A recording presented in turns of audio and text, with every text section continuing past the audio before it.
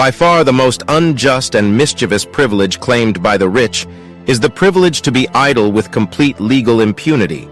And unfortunately, they have established this privilege so firmly that we take it as a matter of course, and even venerate it as the mark of a real lady or gentleman, without ever considering that a person who consumes goods or accepts services without producing equivalent goods or performing equivalent services in return inflicts on the country precisely the same injury as a thief does. In fact, that is what theft means.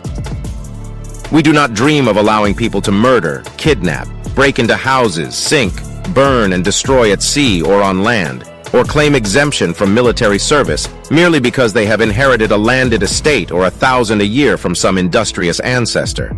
Yet we tolerate idling, which does more harm in 1 year than all the legally punishable crimes in the world in 10.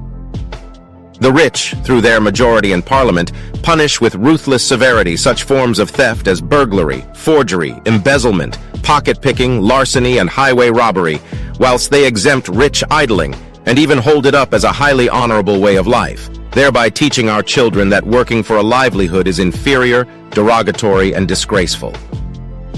To live like a drone on the labor and service of others is to be a lady or a gentleman. To enrich the country by labor and service is to be base, lowly, vulgar, contemptible, fed and clothed and lodged on the assumption that anything is good enough for hewers of wood and drawers of water. This is nothing else than an attempt to turn the order of nature upside down and to take evil, be thou my good, as the national motto.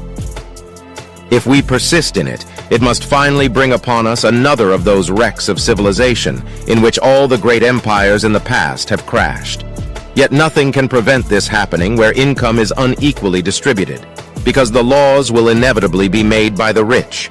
And the law that all must work, which should come before every other law, is a law that the rich never make.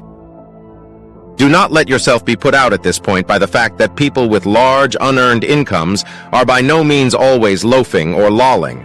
The energetic ones often overexert themselves and have to take rest cures to recover.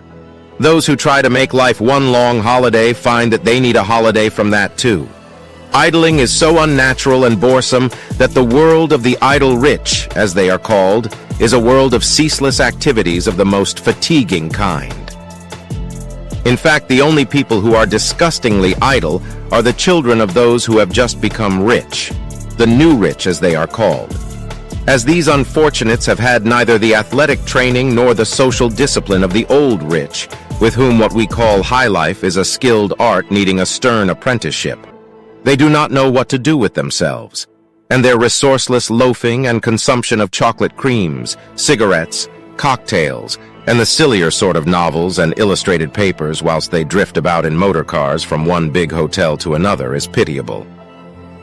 But in the next generation, they either relapse into poverty or go to school with the class they can now afford to belong to and acquire its accomplishments, its discipline, and its manners.